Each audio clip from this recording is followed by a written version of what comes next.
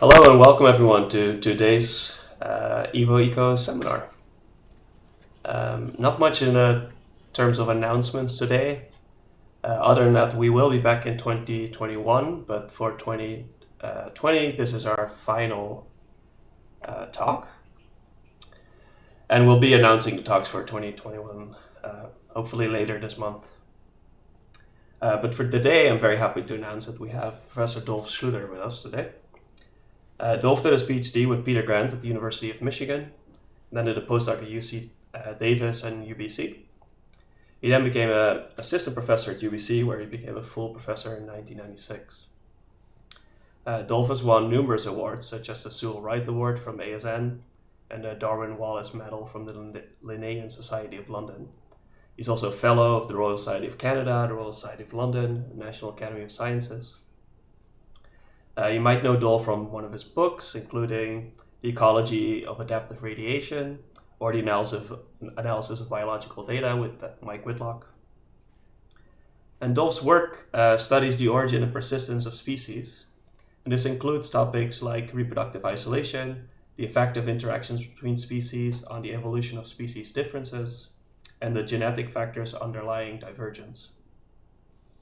To study these and related questions, Dolph has made use of adaptive radiations, such as the Galapagos finches and the coastal three-spine stickleback in British Columbia.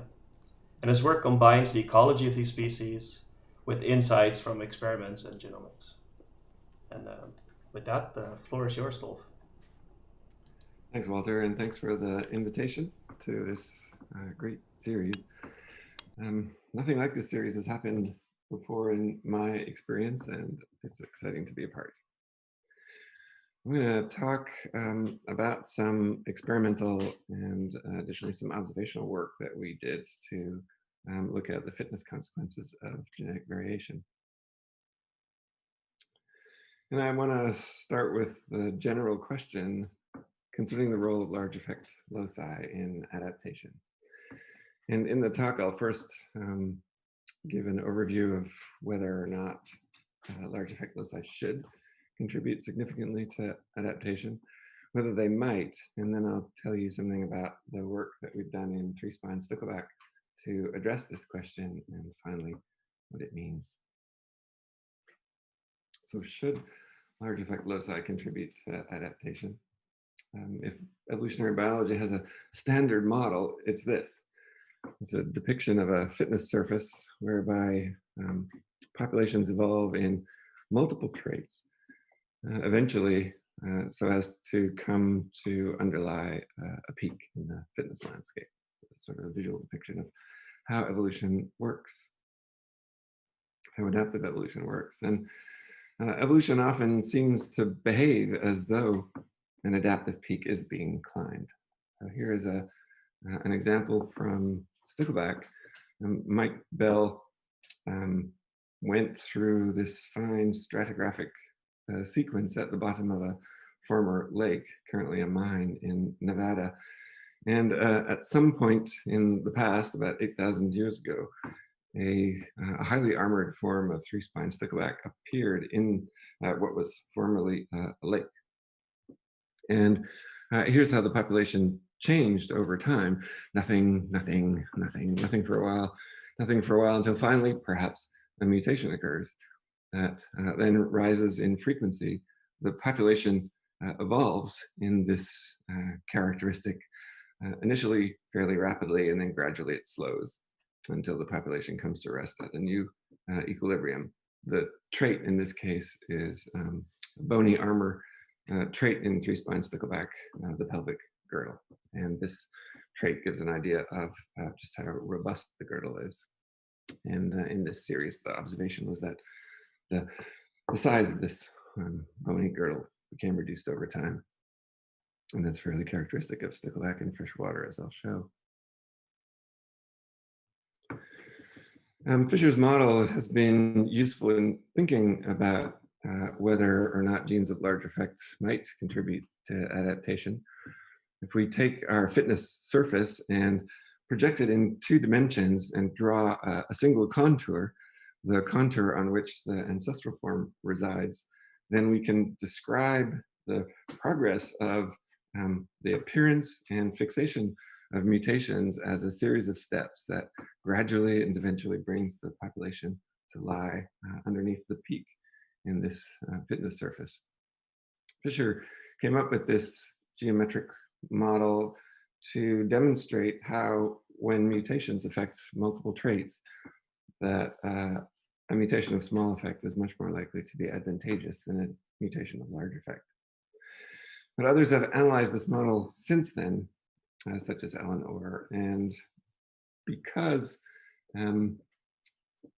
mutations of small effect have a lower probability of fixation, a distribution of effect sizes is actually expected as a population climbs this adaptive peak. And there is the possibility that large effect mutations might contribute particularly early in the process. And overall, we expect from this theory that the distribution of fitness effect sizes should be approximately exponential. Might large effect loci actually contribute to adaptation? So the system in which I'm going to address this question is the three-spine stickleback. In our part of the world, southwestern British Columbia, where I'm giving this talk now, my house would have been buried under ice about 1.5 kilometers thick as recently as 13,000 years ago. And the ice melted rapidly, and as it did so, a series of freshwater bodies was formed, lakes and rivers, and these were colonized by the ancestral three-spine stickleback shown on the left. And on the right, I show a highly derived freshwater form. And this transition happened multiple times. This colonization happened multiple times independently, and repeatedly these freshwater populations have evolved over the past 13,000 years to a form which is rather different from the ancestral marine. Here's a cartoon of the shape and general armor characteristics of the marine three-spine stickleback. So I've highlighted the armor features in red, and they include dorsal spines on the top of the body and pelvic spines underneath. And then also there are these bony lateral plates down the side of the body. And what's happened repeatedly in freshwater is the evolution of a form that looks more like this.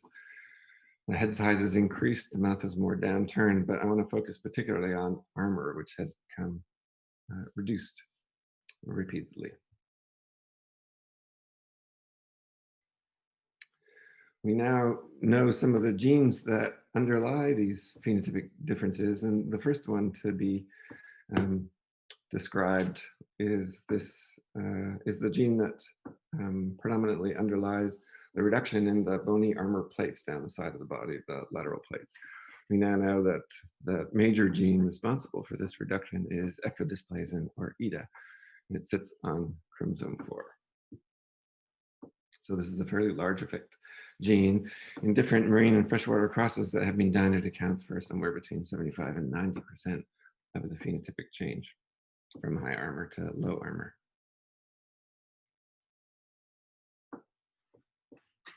The other thing we learned about this gene is that the low armor mutation is not a new mutation.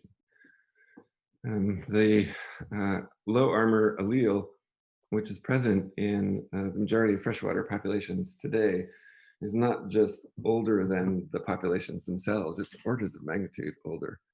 The origin of the low armor allele has been dated to sometime between 2 and 10 million years ago.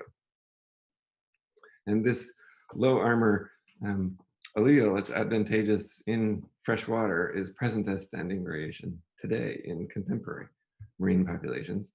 It no doubt was at the end of the Ice Age when these freshwater bodies were colonized from the sea. And what happens is that the marine population brought this low armor allele to freshwater in natural selection repeatedly and brought it to high frequency. It's essentially fixed in most of the freshwater populations along our coast. This photograph shows, if you can see, that the marine form does contain or does include individuals that carry the low armor freshwater allele. On the bottom is a typical marine, and you can see these plates here that go all the way from the head of the pectoral fin right down to the tail. This individual has only a small number of lateral plates. So maybe something like 1 in 200 individuals in the sea is a heterozygote, and roughly 1 in 10,000 is homozygous for the low armor allele. So it's present, it's not abundant, but it's there.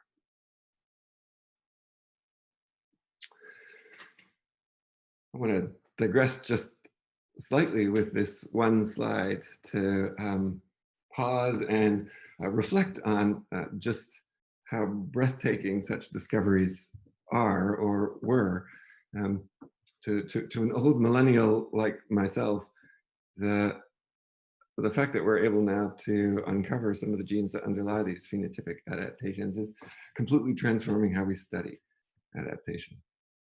And the main reason for me that gene discovery matters a great deal is that it provides us with new ways to investigate mechanisms of selection that drive trait evolution. So this is a quick example showing the trajectory of allele frequency, the frequency of the low armor allele in 4 experimental ponds in a cohort of offspring that were the offspring produced by marine individuals that were heterozygous at the Eda locus and were introduced to these ponds. And Rowan Barrett and Sean Rogers tracked the frequency of the low allele over time. And you can see that the frequencies change dramatically within the lifespan of this single cohort, from the time that they were born to the time that they first reproduced. So the low armor allele first went down, and then it went up to fairly high frequency from an initial frequency of 0.5. And what this simple experiment taught us immediately is that there's strong selection on this Eda gene, and not only that, but there's strong selection on the gene before the number of lateral plates have actually completed in development. This was an indication that the mutation might actually be pleiotropic, and it's reasonable to think that therefore the evolution of lateral plates might be greatly influenced by the other phenotypic effects of this locus. So that's just a quick example of how gene discovery can help us to illuminate some of the mechanisms that drive changes in allele frequencies in natural populations. Okay, back to the main story, which is the role of large effect loci in evolution. So with stickleback, we were able to show that with this one example, Eda, that we have a large effect loci that does contribute to adaptation in nature. But the theory that I described quickly beforehand refers to the fitness effect sizes. The vast majority of data that we have on the genes underlying phenotypic differences between populations and that have revealed some mutations at large effect all refer to the phenotypic effect sizes of mutations. And so we were interested in asking whether there were large effect loci that affected fitness. A second consideration in thinking about designing the experiment that I'm going to describe is that well, Eda is just one gene. It's a gene of large phenotypic effect. How much can we learn from simply one gene? How representative is it of the rest of the genome? And also there's a caveat attached to this, which is that even though Eda underlies this large phenotypic difference, it might actually have multiple mutations contributing to the phenotype. We don't actually know that, but it's a subject of ongoing work. This graph is a summary of genomic divergence between marine and freshwater populations that Felicity Jones presented a few years ago. And what I've shown in the slide here is all of the chromosomes in the stickleback genome are arrayed. And these plots reveal the regions of the genome that show high and repeatable genomic divergence between marine and freshwater populations. And so on chromosome 4 on the top left, you can see the peak associated with the Eda gene. But the purpose of this slide is to show you that there are many regions of the genome that show elevated levels of differentiation between marine and freshwater populations, and any of these might be contributing to fitness effects in a population that is adapting to a new freshwater environment after colonization. So rather than focus on a single gene, such as Eda, the subject of a previous experiment, we decided, let's just look at the whole genome. Rather than focus on a single locus, let's carry out an experiment in which we attempt to measure fitness on all the fitness effects of all the chromosomes and of all chromosomal regions. And this was an experiment that was led by a former PhD student, Carrie Marchenko. So here's a description of the experimental design. We went to two populations in southwestern DC and obtained two individuals, which we then crossed. So one of the individuals is a marine individual, which was captured at the mouth of the Little Campbell River. So it's a migratory population, it's anadromous. During the summer, individuals move into the lower reaches of streams and reproduce there. And the young then leave and grow big and strong in the ocean. And the other individual came from Cranby Lake, which is kind of a typical small coastal lake from our region. Contains 3-spine stickleback of the typical low armor form. So the F0 generation for this experiment was a cross which we made in the lab between an individual from each of these populations. And the F1 offspring of that cross were then raised in the lab. 10 of these F1 hybrids were then intercrossed to produce an F2 generation, which was raised for a time in the lab. And in the summer, once they reached a certain size, we introduced 636 of them into the outdoor experimental ponds at the University of British Columbia. And then growth continued in this population. And this population then eventually reproduced the following spring. And the typical genotypes are shown on the right. M refers to the marine allele at a locus, and F refers to the freshwater allele at that same locus. And I show here the typical genotypes that are reproducing in each of these generations. So the experiment, the outdoor part of the experiment involved introducing the F2 hybrids into the ponds, and that introduction took place in summer of 2006. So on the left is Matt Arnegard, who assisted with the experiment in a canoe in the pond, and on the right is just showing what it looks like to introduce fish to an experimental pond. Release day. Then in the spring of 2007, Carrie and Matt trapped the pond exhaustively. And the idea was to capture all of the individuals just before the breeding season was to begin, and then hold all of these individuals in large buckets. And by exhaustively trapping the pond, they discovered that about 85% of the F2 hybrids had survived over winter. And that's not a large enough variation in fitness to map survival. And so I'm not going to talk about the viability selection that may have occurred, but I'm going to focus on reproductive success.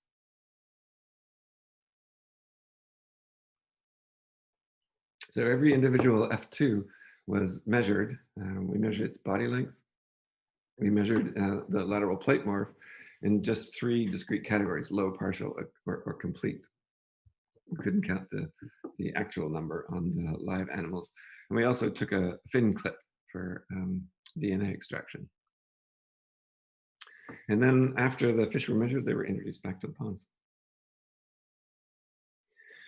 Then the F2s were allowed to reproduce, and in the autumn of that same year, we trapped the F3 progeny and took a sample of 500 for genotyping.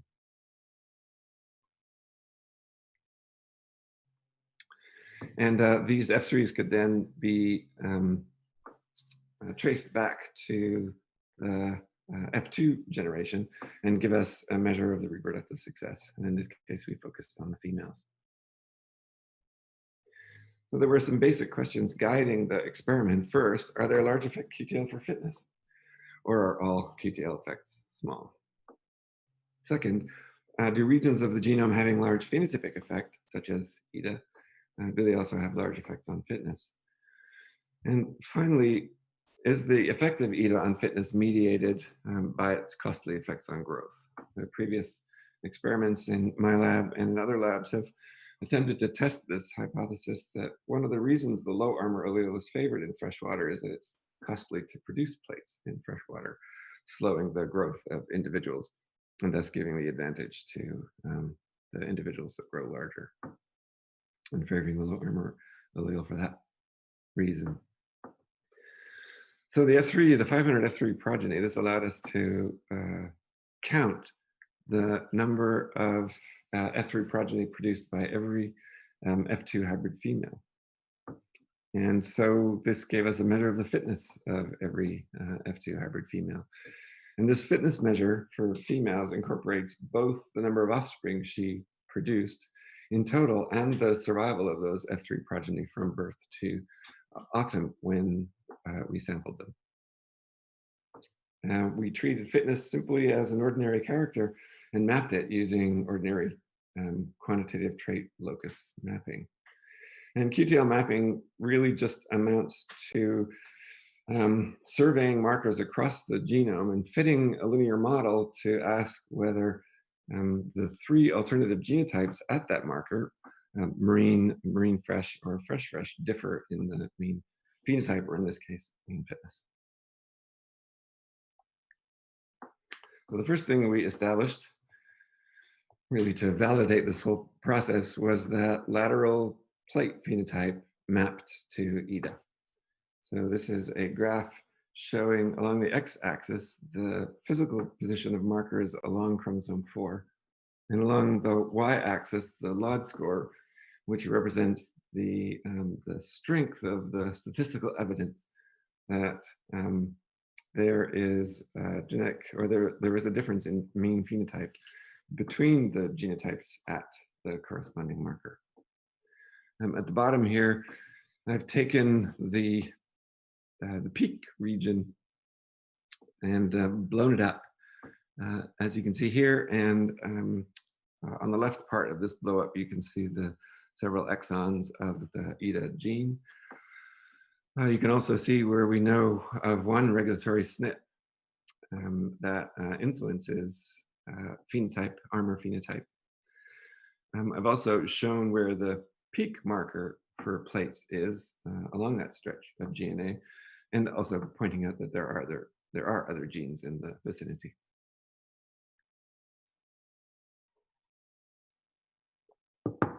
We mapped fitness, and what we discovered is that fitness mapped to exactly the same place. So what I've done is superimpose over the previous graph the log profiles for fitness, the reproductive success of females, and then also for female body size, standard length, which we also measured. Fitness maps to the same region as lateral plates. Body size also maps to chromosome 4, but a little downstream a ways from the Eda gene itself. So I've blown up that region once again at the bottom of this slide to show where the peak marker is for plates and how the peak marker for fitness is basically right next door. It's the next marker over.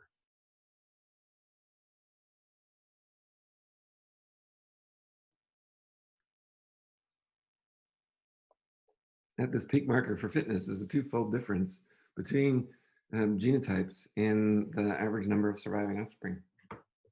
So we genotyped 500 offspring for 220 F2 hybrid females, and so that sets the average number of offspring per female to approximately 2.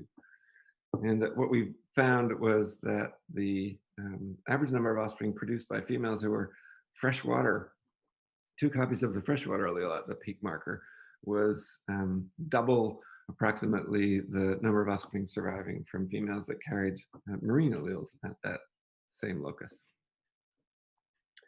And that difference allowed us to estimate a selection coefficient on the Eda region on the marker of 0.5, so a gigantic selection coefficient.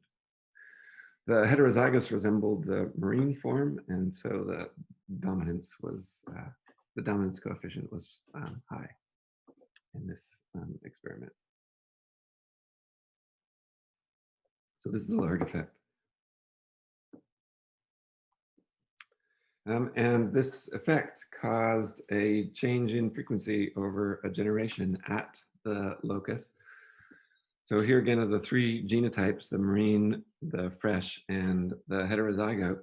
And what's shown in this bar graph is the relative frequency of the F2 females and the F3 offspring, the relative frequencies of the three genotypes. And you can see how there's been a shift to the right in the frequencies of the freshwater genotype and of the heterozygote compared to the marine allele. And so the allele frequency in the F2 generation was 0.5, and in the F3 generation was 0.6. And 0.58 is the predicted shift in allele frequency from the fitness mapping experiment. So there's a strong correspondence between the allele frequency predicted by measuring the reproductive success of F2 females and the allele frequency observed in the population as a whole. Fitness did increase with body size, but size accounted for only a fraction of the effect of the Eda region on fitness. And in this graph, what I've done is I've plotted the number of surviving offspring, the number of F3 offspring produced by females varying in size for each of the three genotypes at the marker in the Eda region.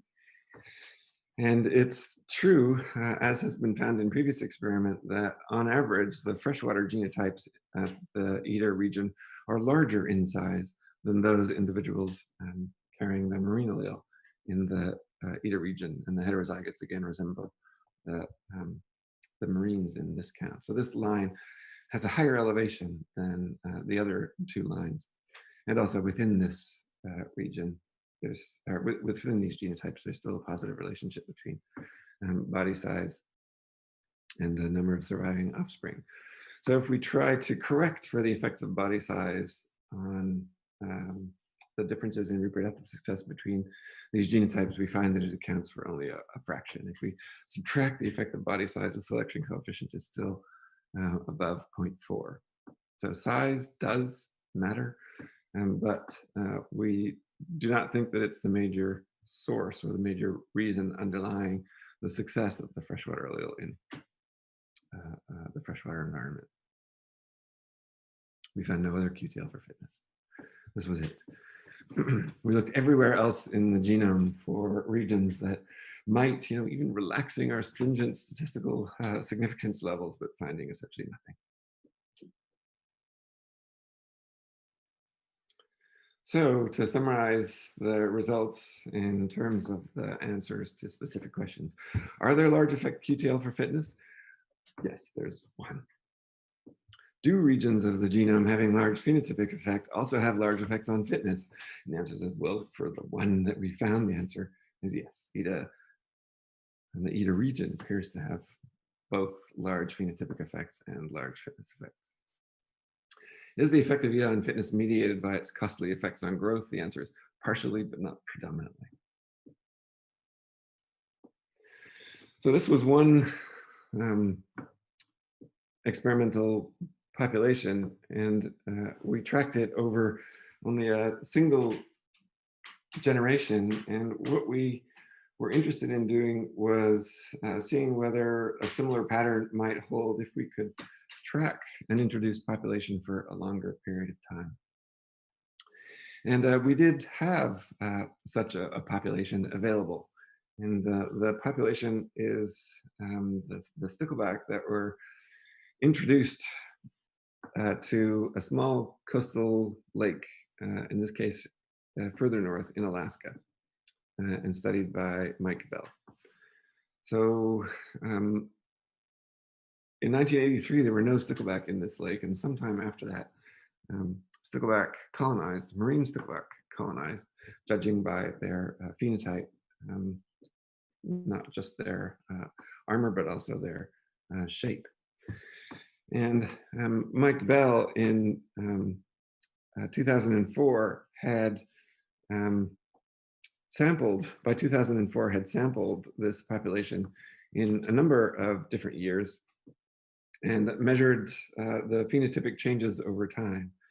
And what this graph shows along the y-axis is the frequency of either the low morph in dark or the high armor morph in the open circle at multiple trap locations within Loberg Lake, and show that over the period of sampling, that the frequency of the low armor allele increased over time, and the frequency, the frequency of the low armor phenotype increased in frequency, and the frequency of the high armor phenotype decreased over time.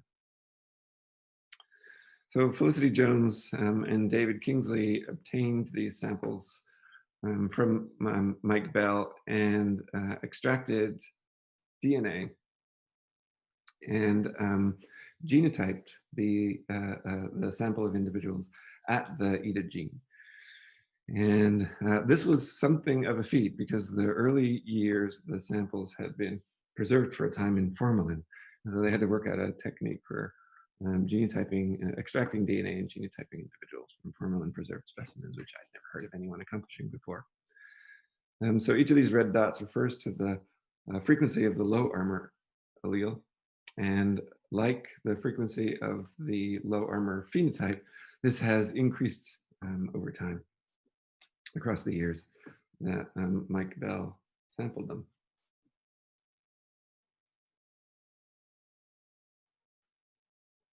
And using the same sort of population genetic formulas that we used to estimate selection in the single generation pond experiment, we were able to fit a trajectory to the data at the Eda locus, and in so doing estimate both the selection coefficient and the dominance. And we observed that the selection coefficient estimated on this population over multiple years, a selection coefficient virtually identical to the one that we measured in the single generation pond experiment. The only difference that we detected was a difference in dominance. So in the single generation pond experiment, dominance was high. The marine allele had the high dominance for fitness, whereas here actually the heterozygote resembled more the freshwater allele in fitness. But the selection coefficients were almost identical. So to summarize, what we've learned from our experiment and the observational study in Loberg Lake is that the Eda region has a large effect on both phenotype and fitness. I also want to remind you here that Eda is a pleiotropic gene, and we know this from a number of lines of evidence. The one that I briefly showed you is from the pond experiment by Rowan Barrett and Sean Rogers, which showed that there's strong selection on the Eda locus even before lateral plates have completed development. And in a further analysis of that data, that same data set, Diana Renison showed that if you statistically control for the number of lateral plates possessed by individuals in that experiment, there remains an effect of Eda genotype on fitness. So suggesting that the fitness effects of Eda are not solely through their effects on the trait lateral plates. In fact, it's possible that lateral plates is not even the main target of selection. The other reason we know that this gene is pleiotropic is from work in Katie Peichel's lab, who has shown that other traits map to Eda, including the number of neuromasts along the lateral line and schooling behavior. So there's variation among populations in how much individuals school, and she showed experimentally that variation in schooling behavior also maps to the Eda gene. And third, I want to remind you that the fitness effect of Eda, of the Eda region, might be the result of not just Eda, but selection on genes that are physically linked. And there's not just the possibility that there are beneficial mutations in linked genes, but there might be multiple beneficial mutations in the Eda gene itself. So I guess, so I mentioned that that is the topic of ongoing work. Nevertheless, the QTL experiment at least allowed us to rule out the possibility of a large effect of the Eda region on fitness. And the Loberg Lake observational study at least allowed us to examine the fitness effects of the Eda region over multiple generations of recombination.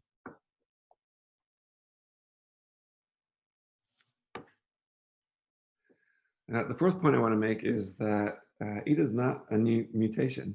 The point I made earlier, and I raise it again here because even though there might be multiple mutations in Eda itself or in the Eda region,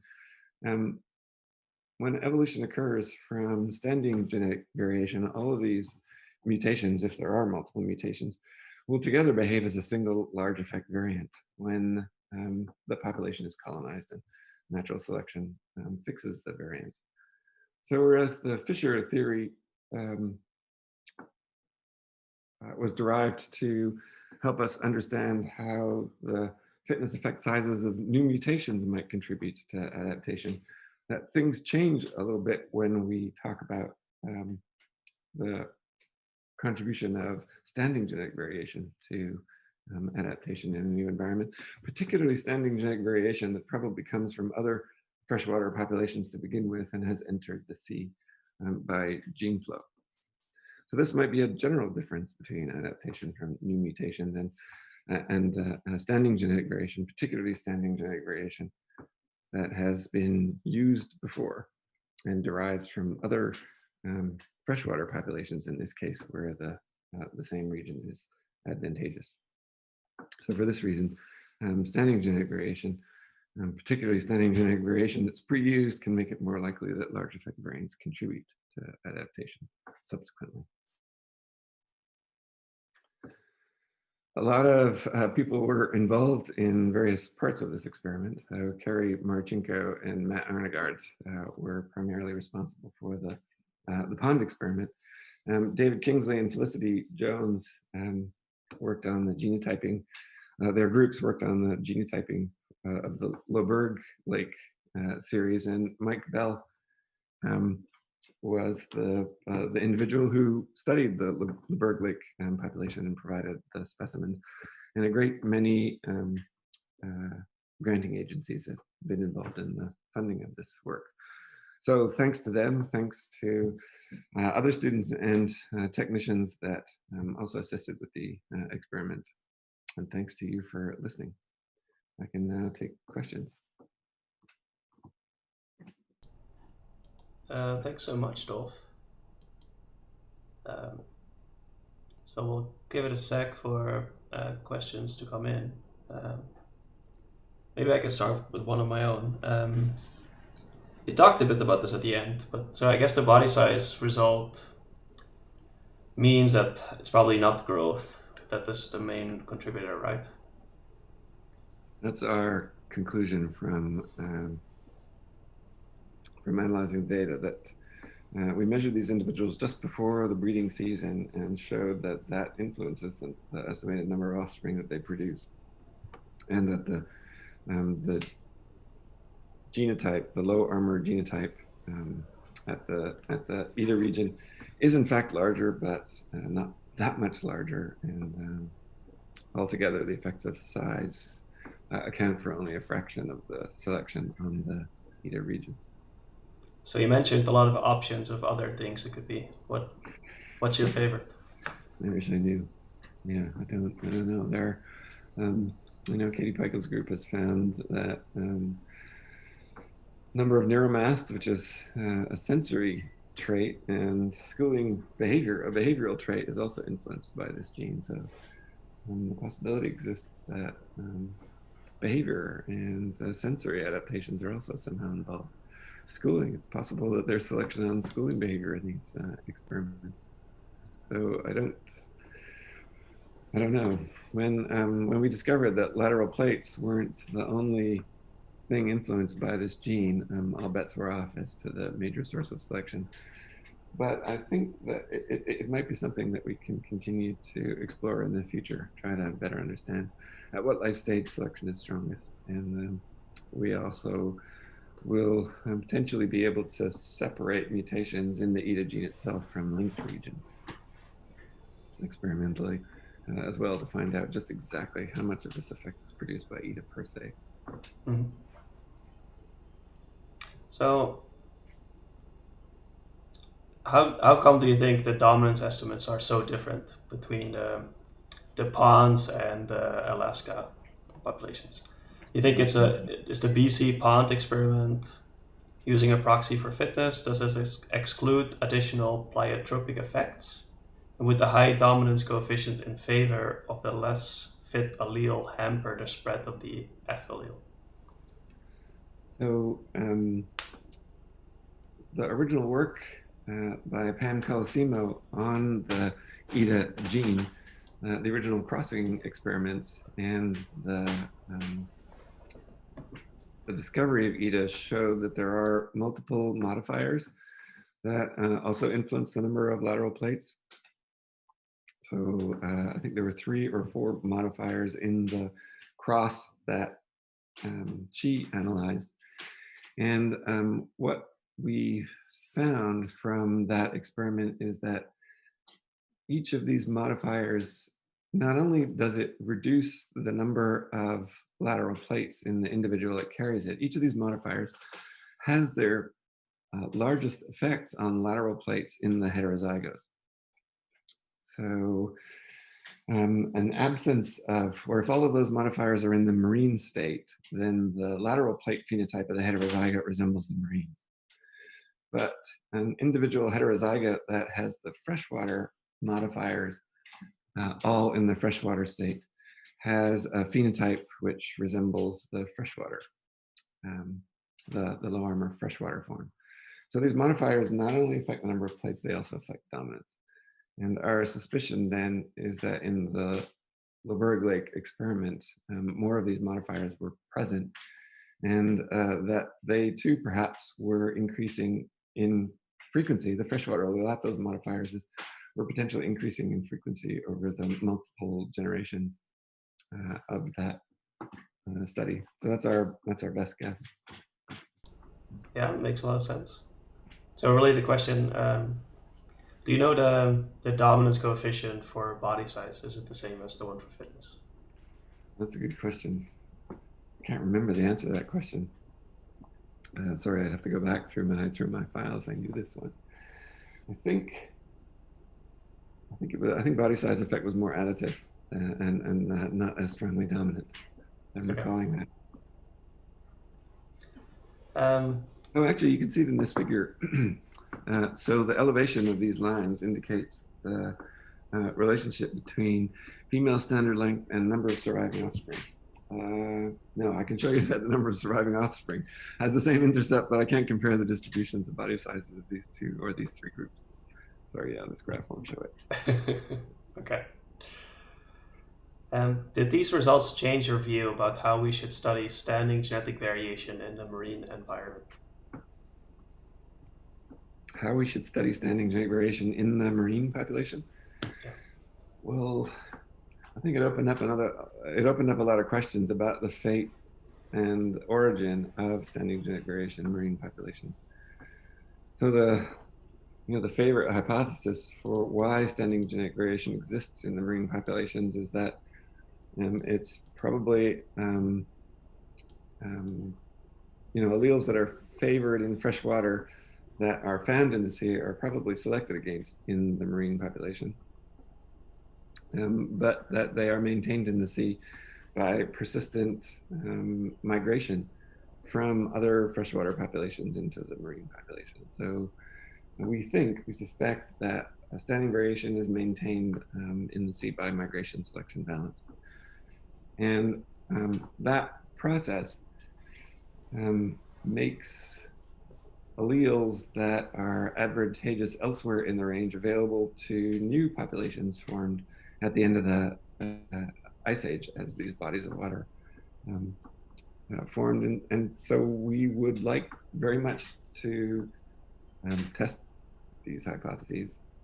A future project that we're planning is to try to come up with ways to estimate where the standing variation is coming from, whether it's coming from afar or whether the sources are local. And we'd like to try to estimate the strength of selection on standing variation in the sea to get better handle on that aspect of the dynamic.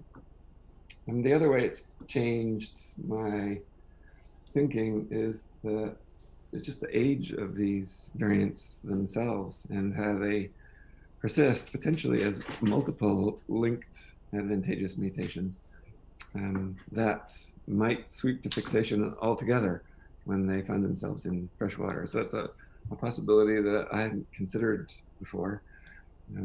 Most of my thinking was based on, the general view of adaptation, namely that populations sit around, wait for new mutation, that fixes, and then wait for the next one. This speeds things up tremendously, but I think it also influences the role of large effect mutations in the process. Okay. Someone asked whether you could comment on the adaptive introgression and how parallel it could be. I'm not sure I understand what you mean by adaptive introgression. Certainly, introgression certainly occurs between marine and freshwater populations. And the most conspicuous manifestation of that is in these lower reaches of streams like the Little Campbell River, where the marines migrate in to reproduce. There are, most of these rivers also have stickleback populations that are resident year-round in freshwater and possess a number of phenotypic differences from the marine form. And we find partially plated individuals in those rivers that are almost certainly hybrids between marine and freshwater populations. So many of these rivers actually have hybrid zones. And although we haven't tracked individuals migrating out from those streams into the sea, our hypothesis is that that's where the alleles come from. I don't know whether you'd call this adaptive introgression. Fair enough. I guess a literature question. Les Gottlieb proposed in 1984 that major gene variation was important in morphological evolution in plants. But Coyne and Landy didn't think at the time that it was important for animals. What do you think about that from your work perspective? It would be interesting to do a survey of large effect loci. Well, I'm on solid ground when I'm thinking about stickleback. There's certainly large effect QTL in stickleback, and we suspect, well, there's certainly loci that have large phenotypic effect because it's possible to show experimentally using constructs that in low armor individuals, it's possible using modern technology to convert individuals into high armor individuals that way. So we're on pretty solid ground in saying that there are certainly large effect mutations in gray spine stickleback, large effects on phenotype. And our experimental work and observational work suggests that there are large fitness effects. But in those experiments, we haven't completely ruled out the effect of the linked regions. And that's potentially a critique of the large literature on the large phenotypic effects of many QTL, is that they're not actually individual mutations. How do you think it compares to other adaptive radiations?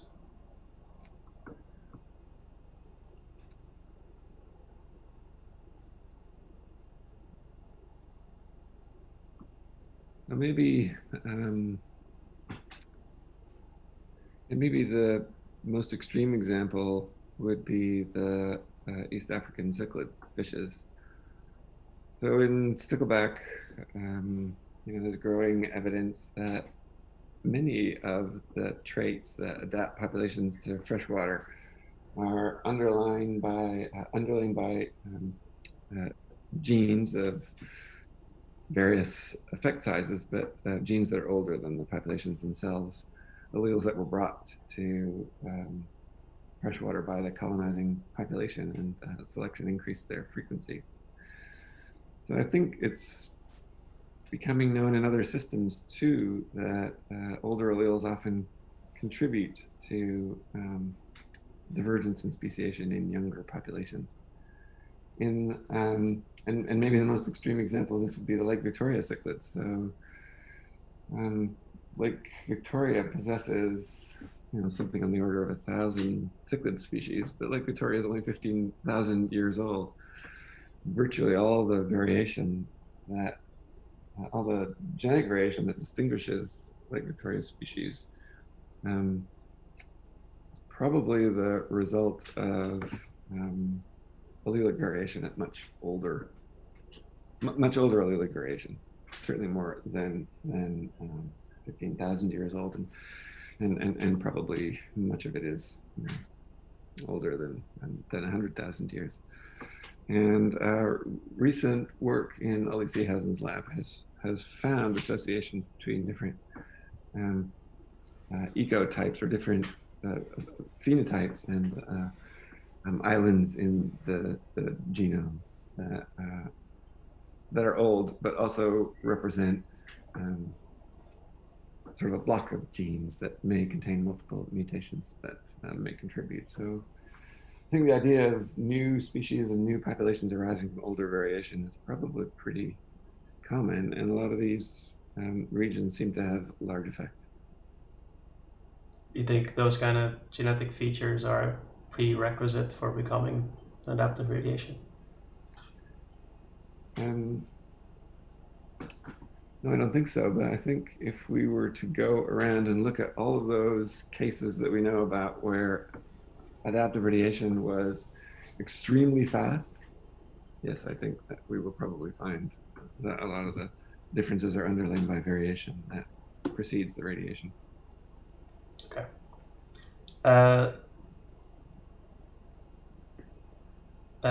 Clarification question. Which way do the schooling behavior and neuromast phenotypes go? Is there more schooling and neuromasts in the marine environment? So I think low armor has fewer neuromasts and less schooling. This is based on a cross between two populations with extreme behavior and schooling. In Katie Peikel's lab, one is the Sea of Japan marine form, which Katie refers to as super schoolers. They basically are never found alone. And the other extreme was the benthic species from one of our species pair lakes here in British Columbia, where the individuals hardly school. Is there big predators in those lakes? Pardon me? Are there big predators in those lakes? So in the Sea of Japan, almost certainly there are predators, yeah. And in the species pair lake, there are certainly a lot of insect predators that prey upon the young fish. And there are also that would be it. Oh, and diving birds, loons especially, eat a lot of stickleback. Okay. Do you think that in freshwater populations all around the northern hemisphere, female body size can be taken as a relative fitness indicator inside a population?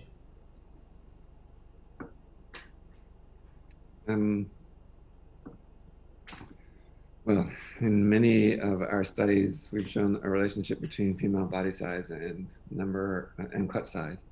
And this shows the relationship between female body size and fitness in our experiment.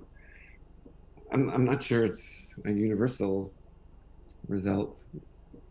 Body size varies between populations. Some freshwater populations have very small body size, so it must be advantageous under some circumstances. And in our species pairs, for example, the benthic species tends to have large size, and the limnetic species which are zooplanktivorous, have small size. So I suspect it matters a great deal the features of the environment to which these populations are adapting.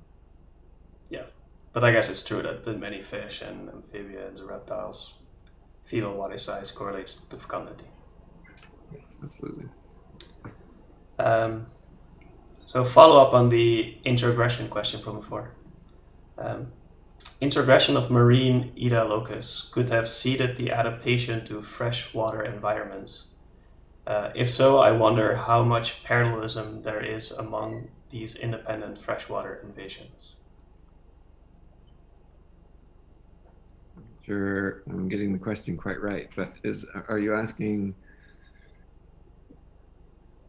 how much evidence there is that it's the same variant that's fixing in parallel in independent freshwater populations? That's how I would read it, yes. So sequencing of the alleles in freshwater has shown that it's virtually always the same freshwater allele, or alleles belonging to a single clade of low armor alleles that have been around for quite a long time. So these low armor alleles have been fixed repeatedly over and over again. I also showed you this graph here from Felicity Jones's work. So this involved the comparison between 11 freshwater populations and 10 marine individuals from 10 marine populations. And these are the regions that are consistently different between those two pools. And so everywhere where you see a peak, it means not only that freshwater differs from the marine in this particular region, it means for the vast majority of these that it's essentially the same genomic region over and over again in these different populations. And these come from both the Atlantic Ocean and the Pacific Ocean, which haven't been connected for some time. So that would be absolutely good evidence for parallel evolution, not just at Eda, but at many other regions of the genome as well. I think that's clear. Maybe a final question then. You found a huge fitness effect, right, of a single locus. Were you surprised how large it was in the end? I was surprised by how large it was, yeah. So there had been inklings beforehand that selection might be strong.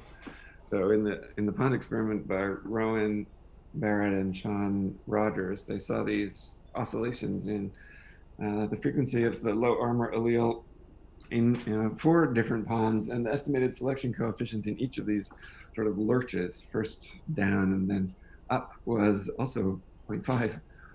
And then there's other evidence from young populations that lateral plate evolves fairly rapidly to that the low morph increases in frequency fairly rapidly. And there are a number of different examples of this. The Loberg Lake population is perhaps the best known.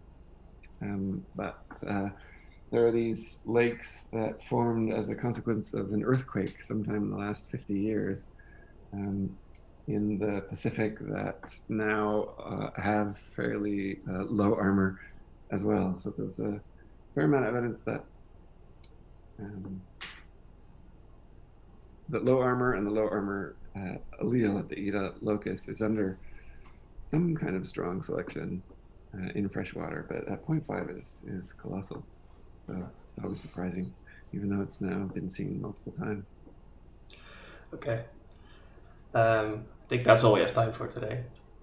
So thanks again, Dolph, for coming to speak in our seminar series. With that, this was our final talk for 2020. We will be announcing new speakers for January and February, hopefully in the coming weeks. So please stay tuned and hope to see you next year here. And happy holidays.